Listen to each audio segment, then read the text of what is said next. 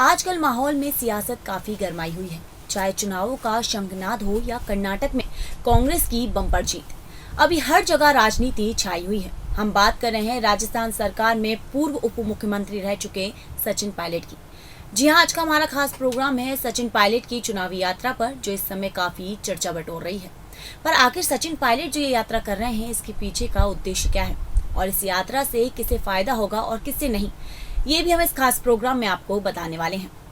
नमस्कार, मैं हूं आपके साथ अंजलि त्यागी और आप देख रहे हैं देश न्यूज। राजस्थान के पूर्व उप मुख्यमंत्री सचिन पायलट ने 11 मई से अजमेर से जयपुर के लिए जनसंघर्ष यात्रा का ऐलान किया था।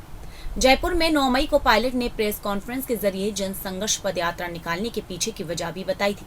इसके बाद से पायलट समर्थकों और पेपर लीक मामले को लेकर लड़ाई लड़ने वालों में बड़ा उत्साह दिखाई दिया। ये यात्रा अजमेर से शुरू हुई और इसके बाद से 40 डिग्री तापमान में भी चलती रही। कुल 5 दिनों की इस यात्रा में 125 किलोमीटर की दूरी तय की गई है। इस यात्रा में राजस्थान विवि के छात्र संघ अध्यक्ष निर्मल चौधरी लगातार सचिन पायलट के साथ चले हैं।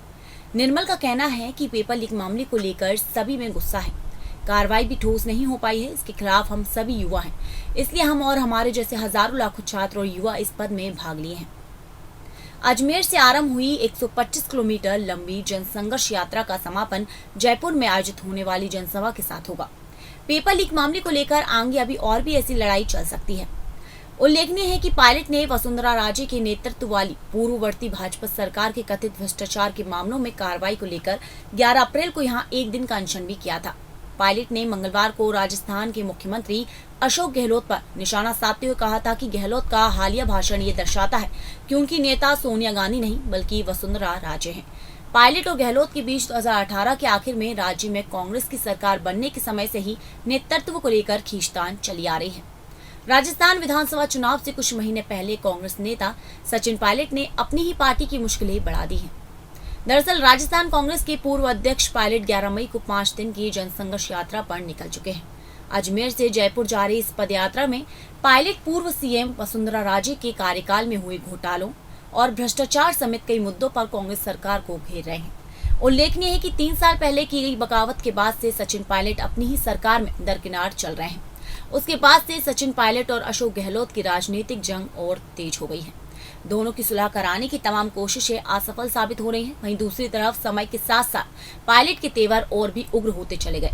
हालांकि पायलट का कहना है कि उनकी यात्रा सरकार या किसी नेता के खिलाफ नहीं है, वह भ्रष्टाचार के खिलाफ है। वहीं इस यात्रा के दौरान वे लगातार भ्रष्टाचार और पेपर लीक जैसे मामलों पर सरकार और सीएम अशोक गहलोत को घेरते नजर आ रहे हैं। पार्टी में तय हो पायलट की भूमिका। दरअसल पायलट की इस यात्रा में मिल रहे जन समर्थन के जरिए वे कांग्रेस आलाकमान को अपनी ताकत और लोकप्रियता का एहसास कराना चाहते हैं, ताकि पार्टी में उनकी भूमिका तय हो। पिछले कुछ समय से राजस्थान की राजनीति में जो बड़ा उलटफेर हुआ है, उससे पायलट स्थिति काफी विचारणीय बन गई है। इस स्थिति को स्पष्ट करने के लिए पायलट ने ये कदम लिया है। वहीं इस यात्रा से उन्हें काफी उम्मीदें हैं कि उनकी यात्रा को मिले जन समर्थन को देखते हुए जल्द पार्टी आलाकमान उनके जरिए उठाए गए मामलों पर हस्तक्षेप करेगी। इसके अलावा भी पायलट ने ये भी चाहते हैं कि अशोक गहलोत जिस तरह से हर मंच से उन पर सरकार गिराने की साजिश जैसे गंभीर आरोप लगा रहे हैं, ये सिलसिला भी रोका जाए। 35 विधानसभा सीटों को प्रभावित करेगी यात्रा। अजमेर से जयपुर के बीच ये जनसंघर्ष यात्रा तकरीबन 35 विधानसभा सीटों को प्रभावित करेगी। खास बात यह है कि इन सीटों पर गुर्जर वोटरों का प्रभाव अच्छा खासा माना जाता है। इनमें करौली, सवाई माधोपुर, भरतपुर, टोंक आदि जिले शामिल हैं। इन जिलों में खांटी कांग्रेस नेता भी पायलट के समर्थक माने जाते हैं। ऐसे में यदि पायलट अपनी पार्टी बनाते हैं तो उनका फोकस इन्हीं सीटों पर होगा। सचिन पायलट की 5 दिन की जनसंघर्ष यात्रा का समापन हो गया। अजमेर से जयपुर आने में मौसम बदलता रहा और युवाओं का जोश हाई दिखा। इस यात्रा ने जहां कांग्रेस के अंदर की उठापटक को बयां किया है, वहीं सचिन पायलट के लोगों के बीच में अपनी एक अलग पहचान बनाई है।